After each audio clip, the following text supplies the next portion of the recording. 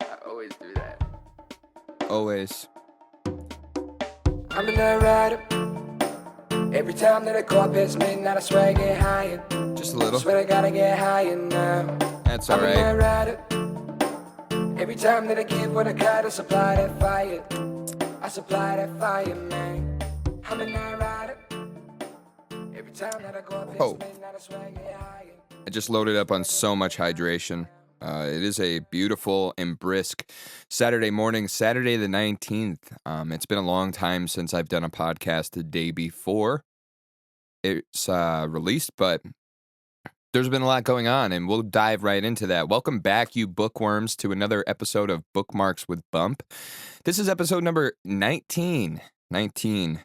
Where were you when you were 19? I remember I was doing dastardly things with dastardly folks, and man, I actually had a thought in my mind that I would go into the Navy.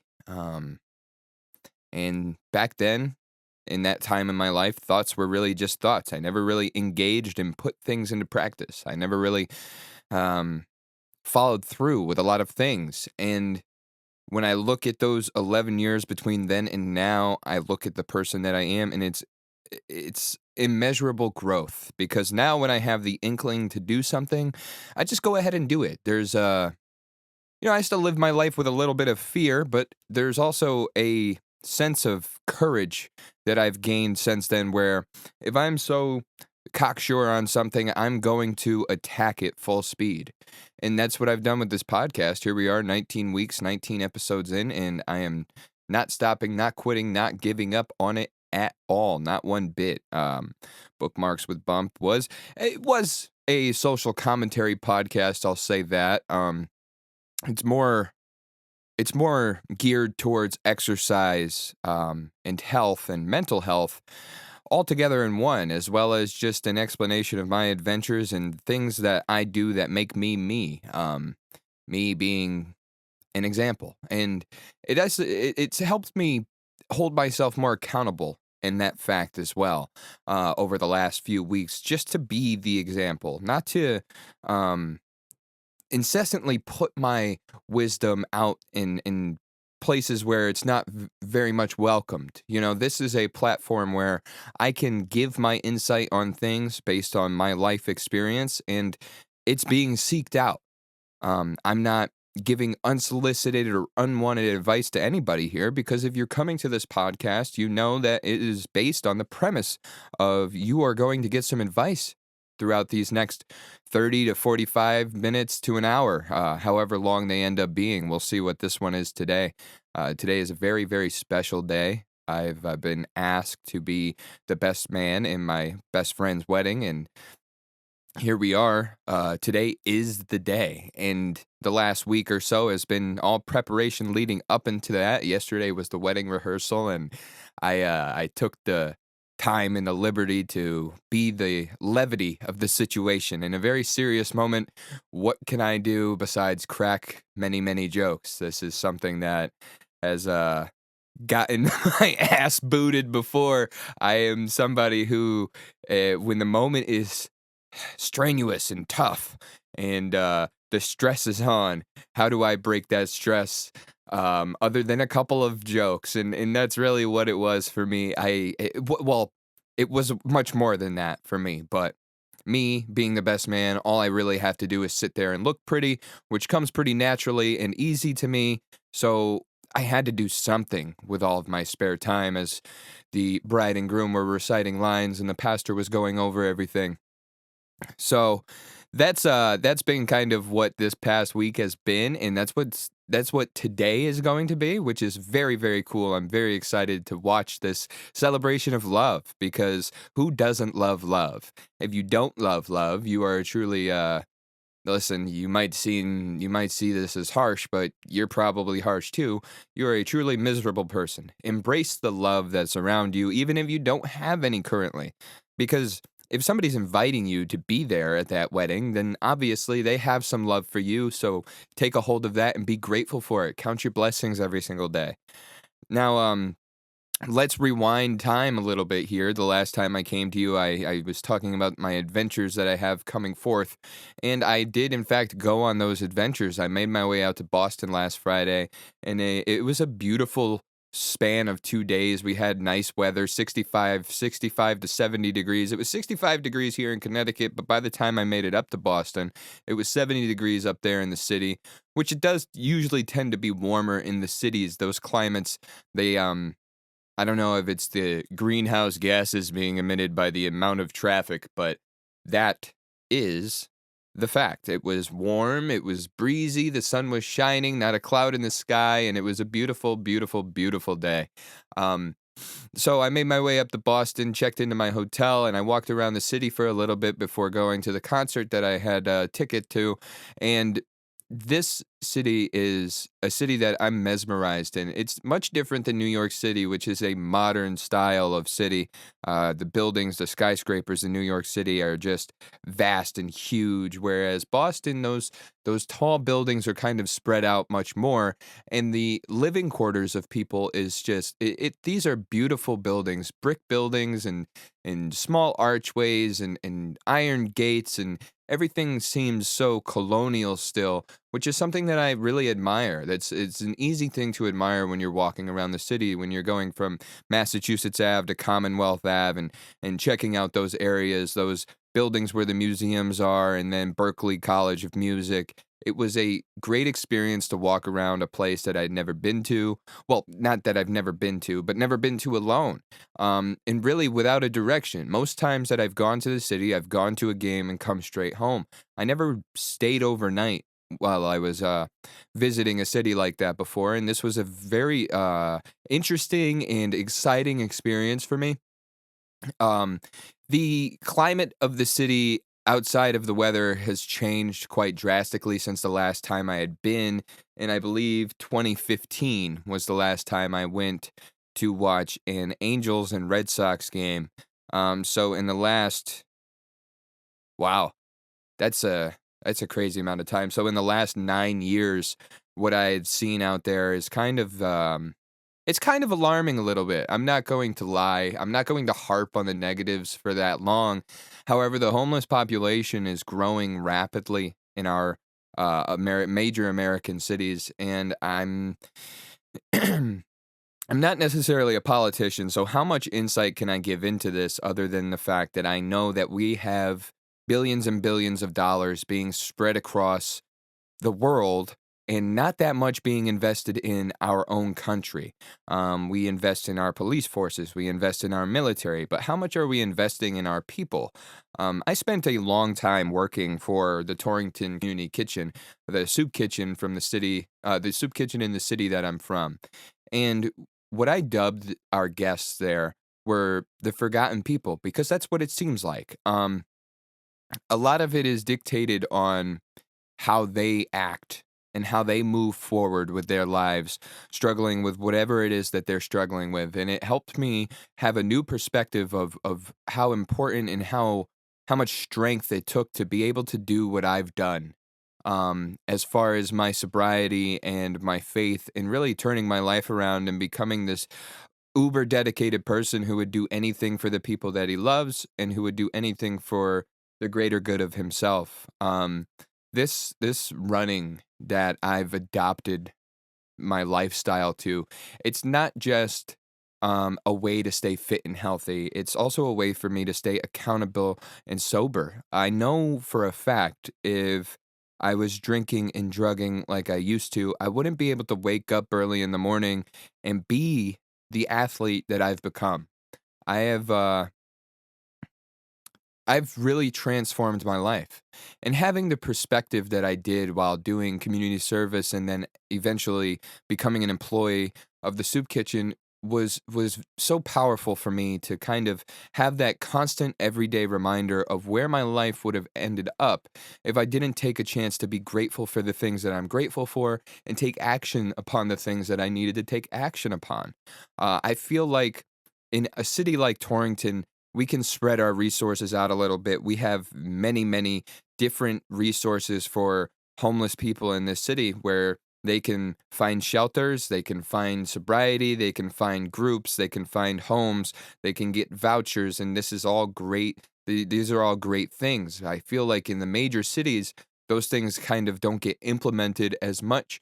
With the homeless populations, they more often get shunned away, um, in turn for immigration purposes, for a uh, lack of better words. I think that we have a serious problem with illegal aliens in this country and what we do to kind of enable their actions, their crime, for a lack of better word, getting into this country and staying here. We really do provide a lot of services for people who aren't citizens of this country, and we do forget about the people who were born and raised here, who oftentimes have served this country, who oftentimes had fallen upon hard times and lost everything that they had.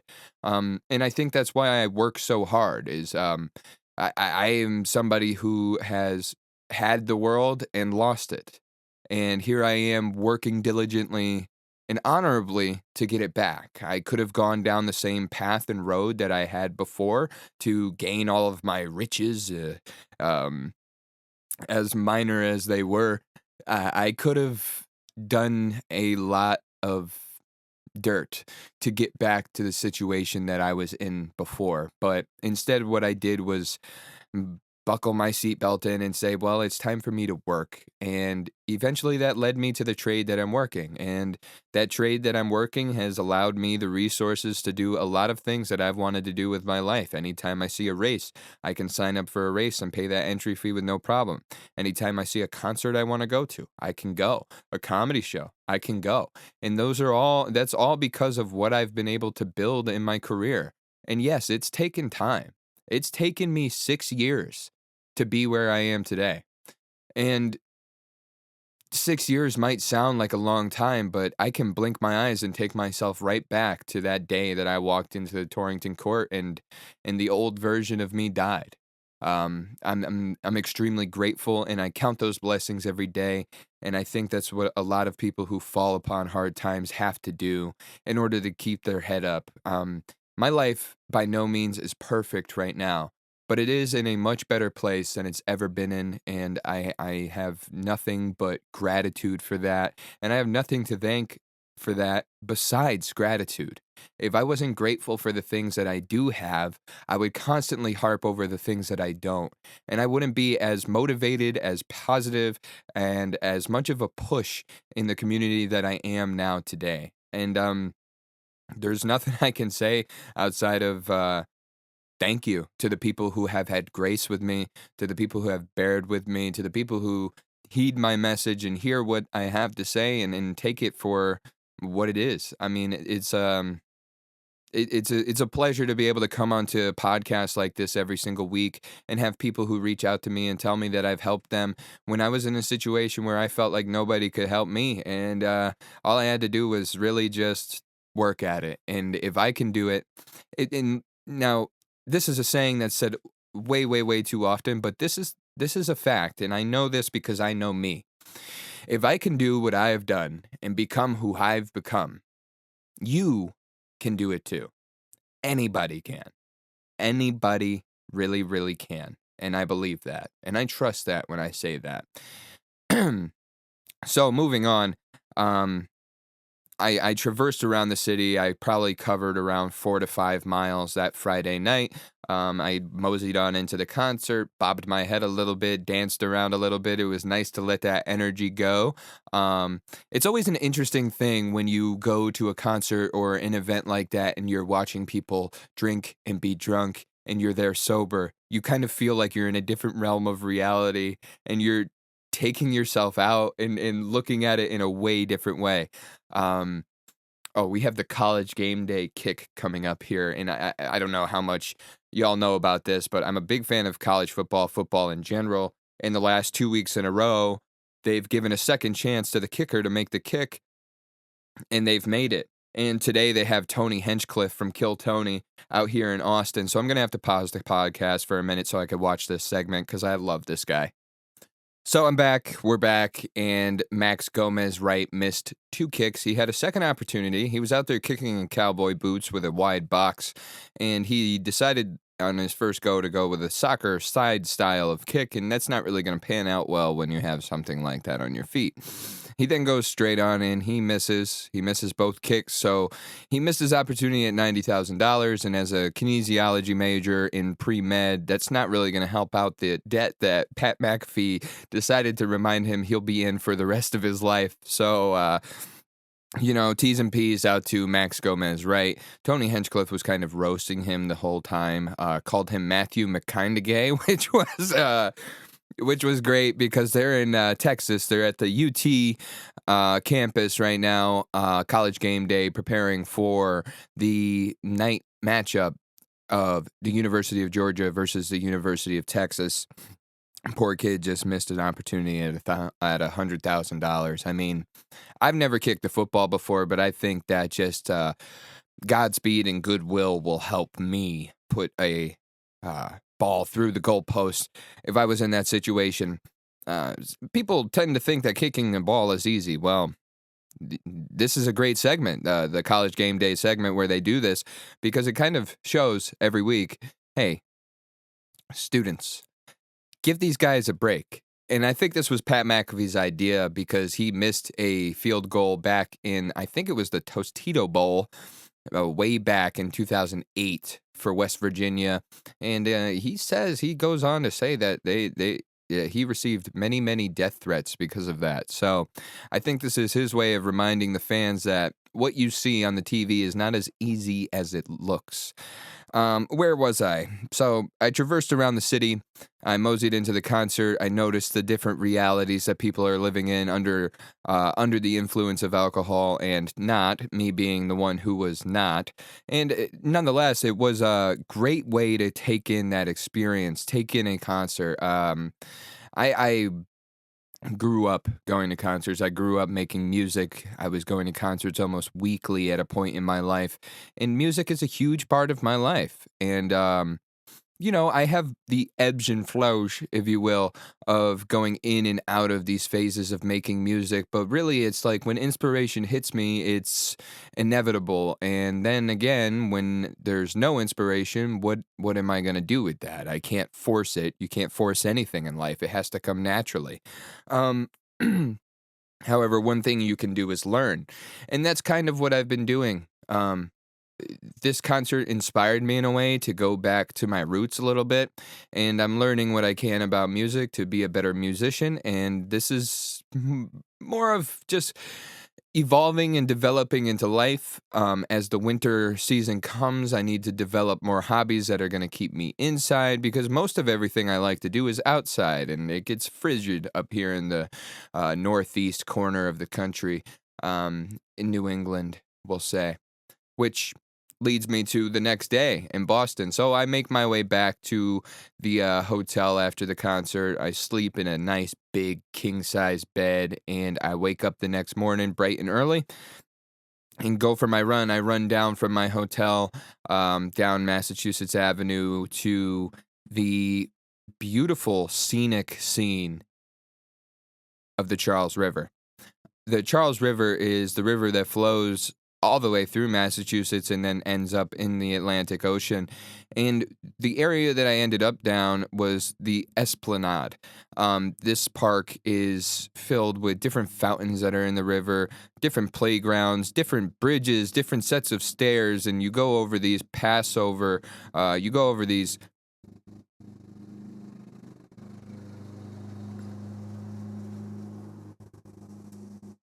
think the landscapers are out. So you go over these different causeways you go over causeways, and you also go over these passing lanes. So I ran over the traffic of the city to get into the Esplanade, and I ran down all the way down to the Museum of Science, backed up over on the other side, ran past MIT, which was so cool to see that Cambridge area of Boston, Massachusetts. It's so you feel the rich history there, the parks that you're running through. It's just a very beautiful and well taken care of city. So I make my way back over the Harvard footbridge, and as I'm running along the side of the river, I notice that there's a crew practice going on. I can only assume it was Harvard or MIT, one of these Ivy League schools.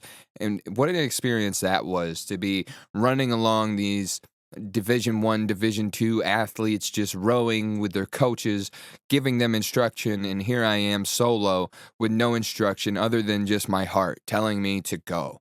And that's what I did. I had a very, very solid and refreshing run that morning after a nice night out. Um, and then here I am making my way back down Massachusetts Avenue. I'm about a block and a half away from my hotel. And I see something I have never seen in my life before. And I have seen a lot of things living the lifestyle that I had.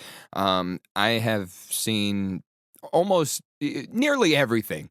There's very little that I haven't witnessed with my own eyes in my life. And here I am.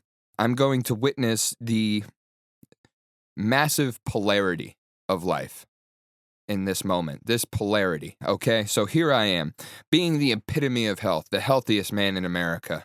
And boom, I smell this stench, the stench that I've only smelled from the distance before. And I can only relate it to a strong stench of stale urine. It smelled like piss. And for me, seeing what I had seen the day before in the morning when I woke up, I'm very close to the Boston healthcare program for the homeless. So I just assume that this is the homeless population marking their territory. Um, what I didn't expect to see when I looked over to my left was a man shielding himself from the wind gusts that blow through the tunnels the buildings create, smoking a glass pipe filled with crack cocaine. That was the first time in my life I had ever seen a human man smoking crack cocaine, and it was quite the experience for me. You look at that juxtaposition that I put myself in. Here I am running, taking care of my health, and here is a man downtrodden and out on his luck. And you know, a lot of people would think to themselves, this is the disgusting thing. A lot of people would think to themselves that this is something that is despicable or unforgivable. What I saw was somebody I needed to pray for. And I haven't stopped thinking about that guy since I saw him. And I just hope that God sends him a message to take care of himself and do what he needs to do to put himself back on the right path. And I think that's the biggest message I got out of the city, is that these forgotten people, how often are they prayed for? A woman in the hotel that was ahead of me while I was checking into my reservation, she was standing there and complaining about the people on the street, complaining about not being able to walk through the city. The cab driver that picked her up from the airport told her, hey, don't go out. If you do go out, please get a ride. Don't just stand around. Don't just try to walk anywhere. There are a lot of nice places around, but call for a cab and wait till your cab is here before you go outside. And I took the opportunity in that moment to say, these people aren't scary. The world is a scary place. It is. It truly is. But these people need hope. So I'll choose to pray for them, and I hope you do too.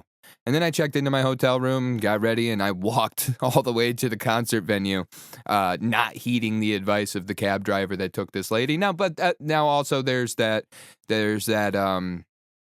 difference between men and women. As much as we push equality in today's day and age, there is a big difference between what a man is able to do on his own and what a woman is able to do on their own. And yeah, so I guess I kind of do have to feel for her. And if she did have to hail a cab, more power to her. But these people don't need to be forgotten. They do need to be prayed for. They do need to be taken care of for a small period in their time. And that's what happened for me. I was very lucky, very blessed that when I came home and after struggling with my addiction, I had a place to get sober and put myself in the best position. I'm grateful and I'm blessed, and I do everything I can for those people every single day, because without them, I wouldn't be who I am today. I probably very easily would have fallen back into my old ways. but I had something to live for. And that's what these people need. They need somebody to live for. They need something to live for outside of themselves, because when you're stuck and you're struggling with addiction, that's all you can really think about is yourself. What can I do for me right now? What can I do for me right now? And usually what you do for you is find that fix.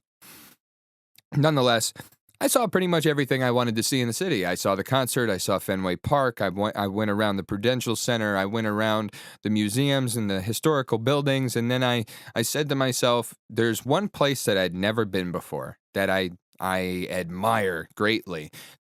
This place has brought me so much joy throughout my childhood years into my adult years, as recently as 2019 when I first got home.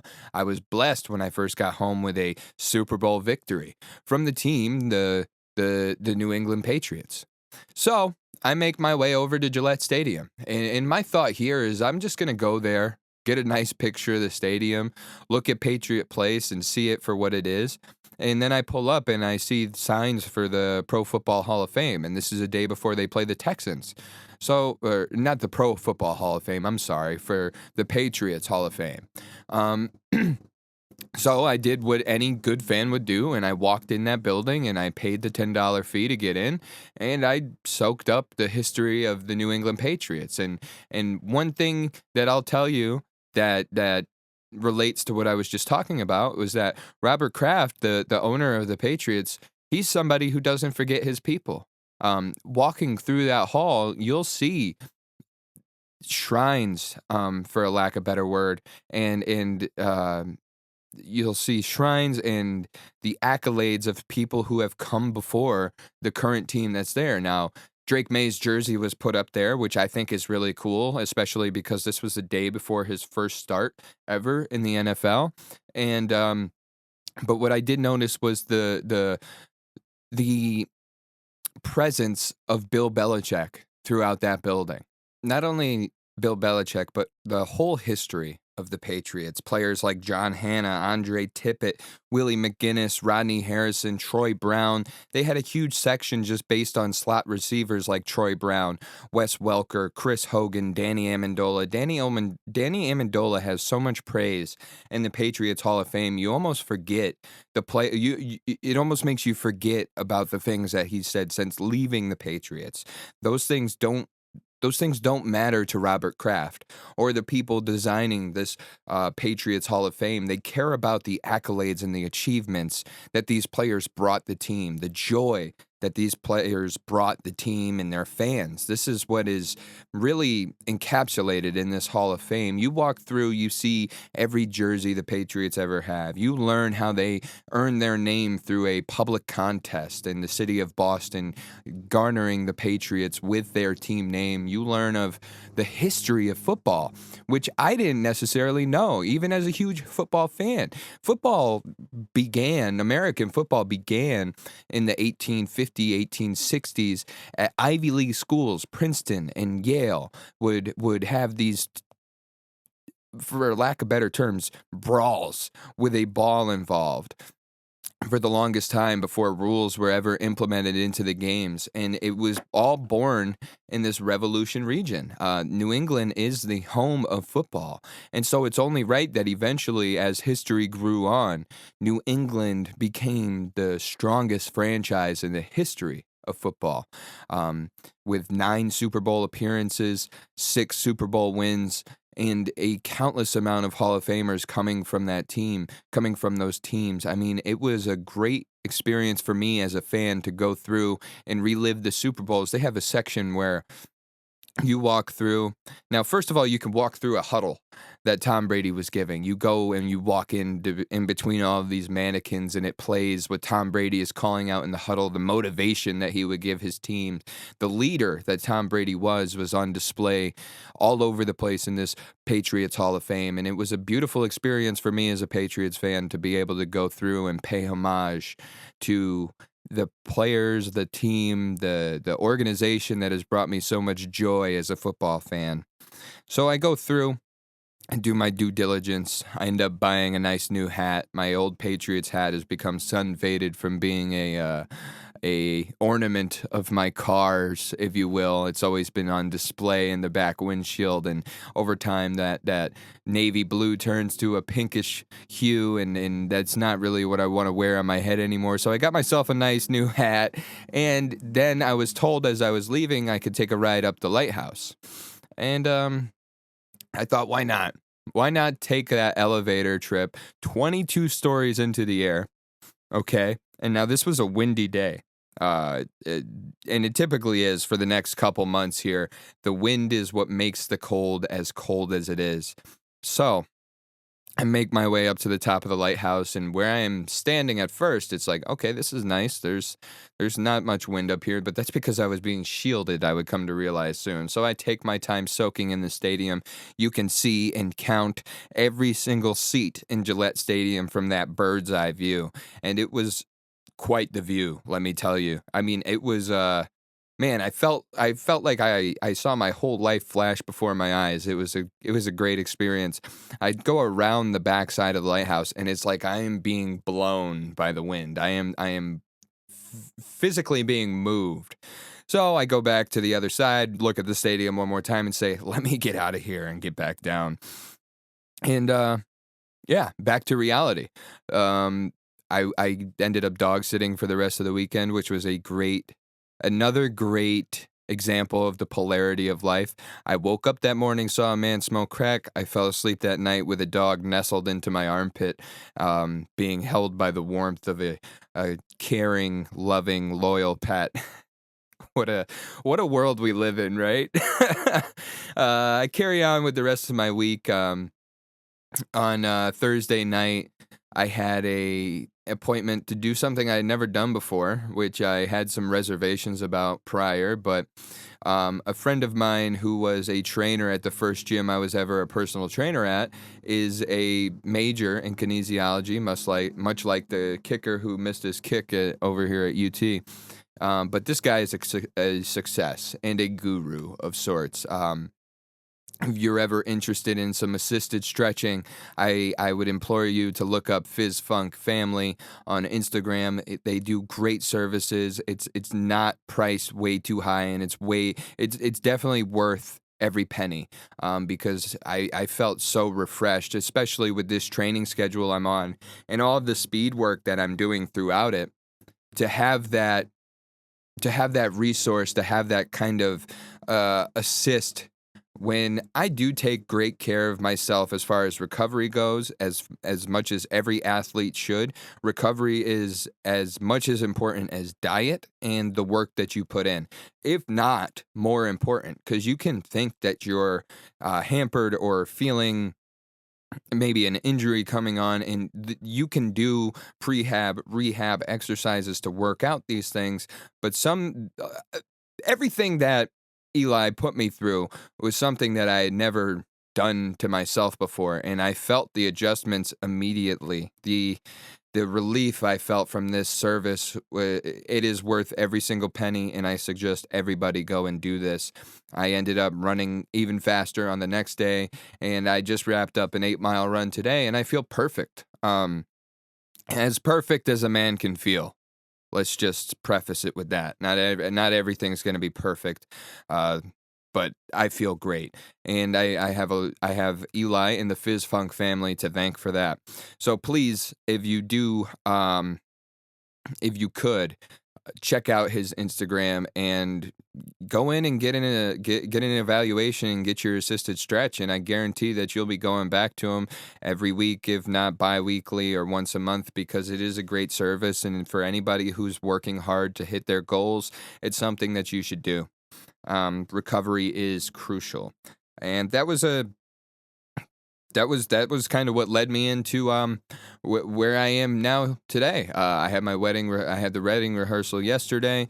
Today is the day of the wedding, and I have some time here where I'm going to continue to practice what I've been practicing. I'm learning a new skill, and I think that's something that I'm going to do in my leisure time. I'm still going to be writing a little bit, but with this new schedule that I've got at work, it's not the most important thing for me to do to pile on more and more work. I'm going to talk about football as much as I talk about football. I'm going to write about it as much as I write about it. But what I'm really focused on is learning something that I gave up on when I was much younger.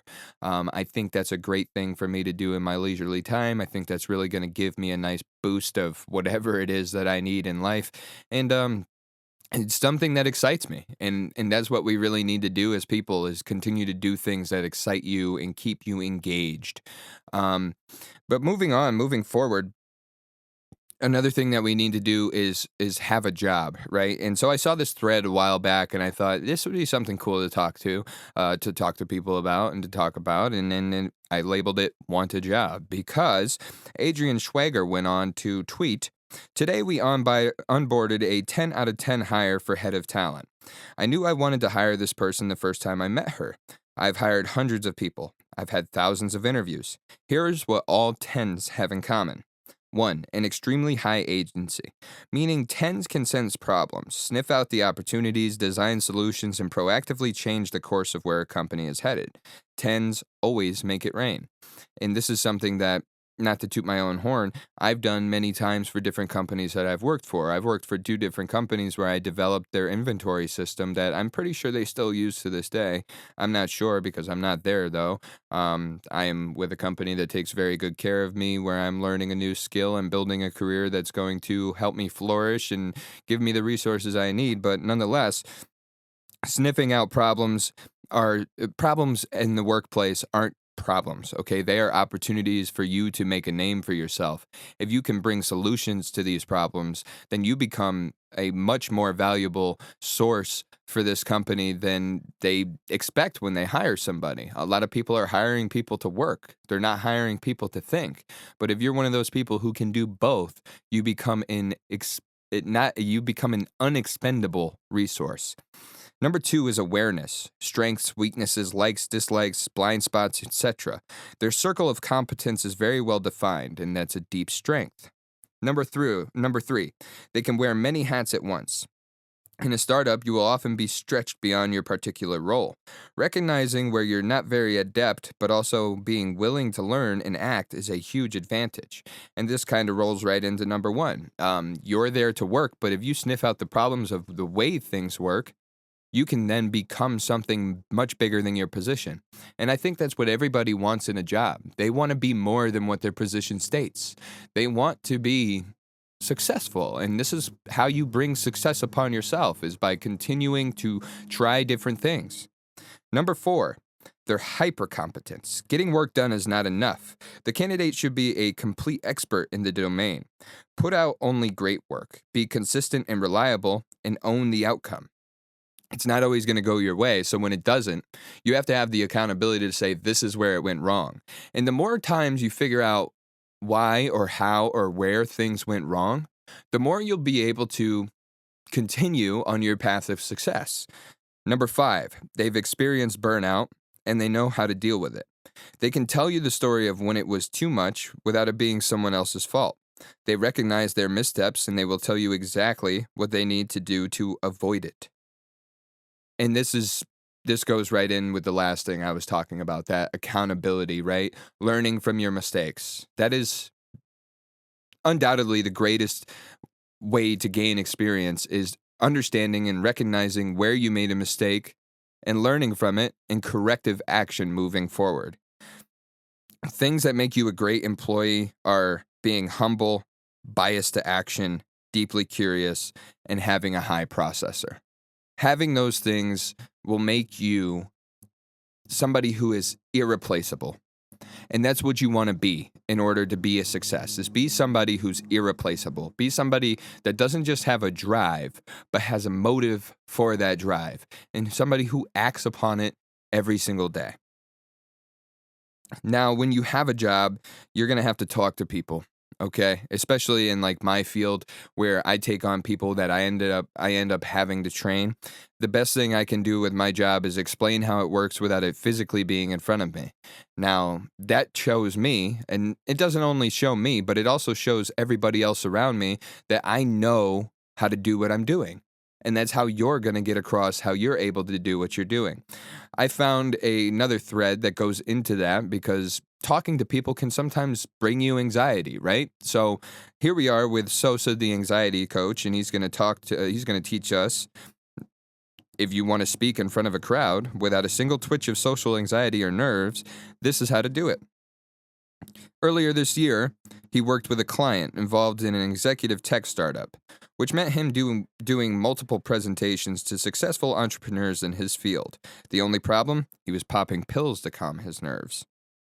He felt unworthy around more successful people, uncontrollably shaking and anxious before going out. He felt super depressed and burnt out afterwards. So, from everything he knew about social anxiety and how he overcame it, he created a plan to see if it would help.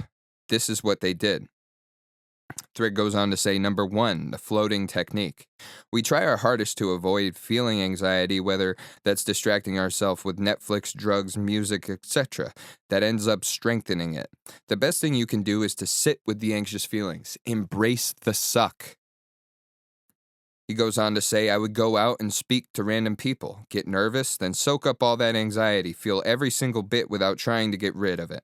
Weirdly, my mind would get bored and the anxiety disappeared.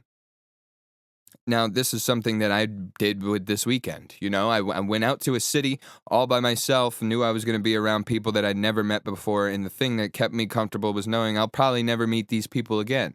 So why not be myself and say what I want to say and be who I want to be? And that's me. The thread goes on to say subconscious cues are number 2. We can train our minds to perform on command using simple psychology. Pavlov's dog experiment was when the dog was given food, its mouth watered. Every time they gave the dog food, they rang a bell. Eventually, the ringing of the bell made the mouth water. Now, how does this apply to human people? The thread goes on to say this is simple conditioning and association. We can do the exact same for public speaking or socializing in general. It's simple. Play a song for 10 to 15 minutes before any high-stakes social setting. Date, sales call, presentation. If it goes well, play it again. This will condition your mind to enter the social mood instantly, reduce anxiety, and increase your chances of success. It's a literal cheat code. Number 3 is state breakers. You've practiced the floating technique. Trained yourself with the subconscious cues, but there's still some anxiety. What do you do now? It's too late to cancel. This is what Sosa would do. Scan the room and look for people laughing, enjoying themselves, having a good time. This will shatter the fear state. You'll calm down and realize there's no real dangerous threat. Also, realize a little bit of fear is healthy, and mainly confused excitement. When you feel alive and present, it makes you feel alive if you ride the wave. All of these steps can be applied to any form of social anxiety, dating, work, presentations, parties, social groups, whatever it is. It all boils down to the same thing, being scared of what people might see when they look at you. And that is what social anxiety is, right? That's you not really knowing how you present yourself to other people. None of that really matters. The older I get, the more I grow. I still go through situations where I think like this, right? Like, what do people think of me? But none of that really ever corresponds or relates to what I'm able to do for myself. The work, the proof is always in the pudding, right? So why worry as much as we worry? For a lot of people, it's because all they have is themselves. They don't believe in anything bigger than themselves. It kind of holds them back from being what they're really truly able to be. This is all great stuff. And I suggest that you go into the description, click this link, and go through this and try to implement these things in your life. I mean, there are things that I still get intimidated by because I put high stakes on them. When you don't think of the stakes at all and you just think of doing what you feel like doing, they become much more natural and it just becomes more fun. As he says in this thread, that fear is just confused excitement. Fear is a great motivator. It truly is. Fear will make you do things you never thought you could, but that's because it's just excitement and you're doing something you're excited about. we have a couple mantras here that I'm going to leave off on. And this one was labeled s- continue to try or keep trying. This is a little, it kind of seems like a little poetry outsert, but we're going to go in and say, be the person who still tries. After failure, after frustration, after disappointment, after exhaustion, after heartache. Be the person who musters up the courage to believe that a new attempt can manifest a new outcome. Be the person who still tries. And that's with everything. This is a perfect analogy for where my racing this year has been. Okay? I have I started this year very late in the season. I was working through some different things, some structural issues in my knee, and here I am now, feeling better than ever. And that's just because I continued to try. I used different modalities to get the strength back in my legs, and that strength has increased and then led to faster speeds on the path, on the road, on the track. And that comes from the motivation that I gained after running in the Torrington Road Race, which was my first race this year, is a 5 miler. Now, usually I'll start with something in May or early June. The race that I usually run in early June wasn't running this year, so I kind of used that as a way to continue to um, build endurance, because my ultimate goal is running in the Boston Marathon, and running 5Ks is great. That's really my wheelhouse. That's the event that I do the best in. But I need to expand that. So I started with the 5 mile road race this year, and I really gassed myself out quickly. If you remember the story, I ran my first mile in 6 minutes and 25 seconds, 6 minutes, 30 seconds, and then it was all downhill from there because I took every bit of gas that I had in the tank and let the excitement push it out of me. Moving forward, my next few races, my next race that I ran my fastest 5K of all time. And that's because I took to a schedule, I learned from it, and then I learned from my mistakes in the first race. And I wanted to succeed. I wanted to do well. And I came in second in my age group. I came in 10th overall. And I PR'd for 5K here at 30 years old. Excuse me. At 30 years old, where things they might be going downhill here. For a lot of people, they could be. Yeah, sure. But for me, no. I'm only getting better. And that's because of the work that I put in. That's because I'm continuing to try and I'm not giving up on my goals. We have one last thread here, and it's another little piece of advice, a little piece of wisdom. I labeled it as stay you, keep being you, no matter what. When people act shady, allow them. When they betray your trust, allow them. But never sink to their level. Their choices are a direct reflection of who they are, not who you are. No matter how angry, hurt, or disappointed you may be, do not allow them to make you bitter. Be better. React with love. Sometimes that means retaliating with understanding and compassion. Other times it means retaliating with acceptance and sheer silence. Whatever it is, make sure it benefits you as a human being instead of lowering you into a position which you would rather not be in. Normal people don't go around destroying other human beings. Only those who are hurt, lost, and confused cause pain. Don't be one of them. Just take the lessons and move on gracefully. And I think this is a big lesson and a big thing for people to really take a hold of when they're sure of themselves, when they're sure of their path and they're sure of their direction. And this goes along with continuing to be the person who tries. You can try with other people as much as you want. You can invest your life in other people as much as you want. But when you do and you take every action to do things for other people instead of yourself, what you do is start to lose who you are, lose who you truly are in those moments. When you recognize that and when you see that is when you have to pull back and you have to go, I am an admirable person for the things that I'm able to do with me. And I know that's hard because a lot of us want validation from outside sources. The harsh truth is that, and this is something that I've come to a conclusion a long, long time ago, and I did a lot of work on my own. I did a lot of work in isolation, in solitude, and what I learned is that As much as the validation feels good, as much as the pats on the back feel great, that validation isn't going to tie your shoes and run those miles for you. That validation isn't going to put on your tank and lift that weight for you. That validation isn't going to strap you up and make you perform on the field. You are. Okay? And so when you find yourself being lost in other people, that's when you have to pull back and do what you have to do for you. If you start to struggle with your training, if you start to struggle with your job and you blame an outside factor for that mishap, that's a wake-up call for you. You can't struggle because of other people. Other people can try to impede upon your success, but the only thing that truly determines how successful you are is you and your effort.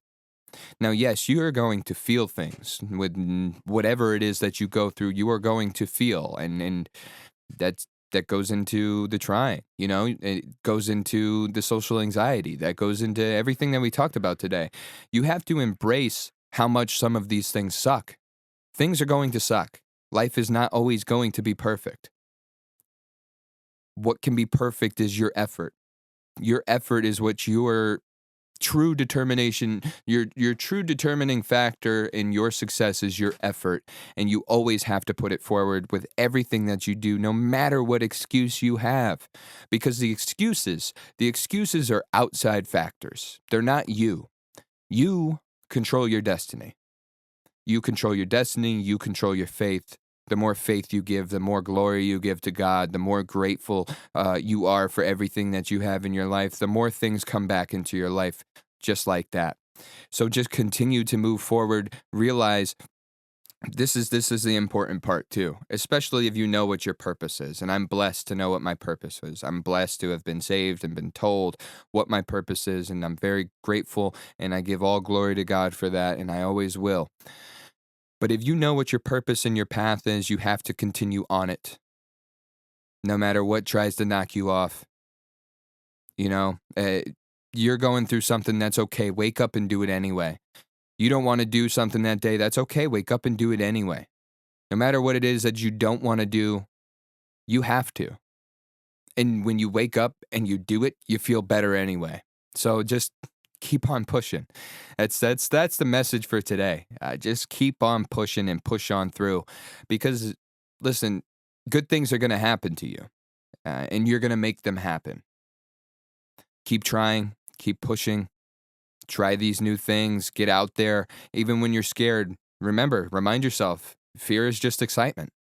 I'm scared of this because I'm excited about it. I'm excited about what the outcome could be. I'm excited about how things could be if they go right. Those are your reminders. That's what you have to do. And also what you have to do, check out FizFunk on Instagram, FizFunk. Great profile, a lot of great information on there, but also get in and get stretched if you're in the northwest corner of Connecticut. Outside of that, please rate, like, subscribe. If you're listening on YouTube, subscribe, like, leave a comment. Let's have a conversation there. I have something that I'm going to talk about next week that I was brought as a suggestion from an outside source, which is great.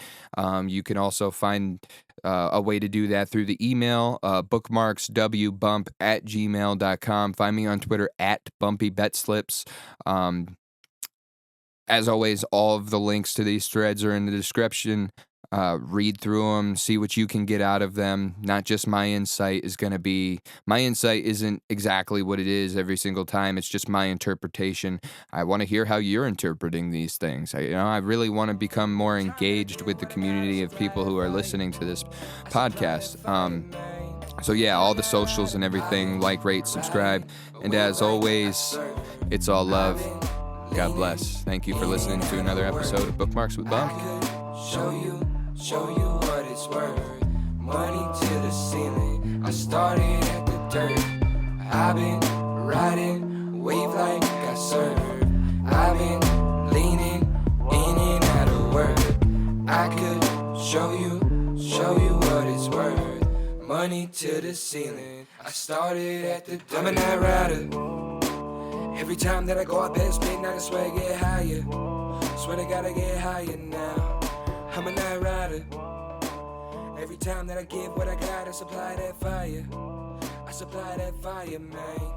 I'm a night rider. Every time that I go up past midnight, I swear I get higher. Swear I gotta get higher now. I'm a night rider. Every time that I go up past midnight, I swear I get higher. Swear I gotta get higher.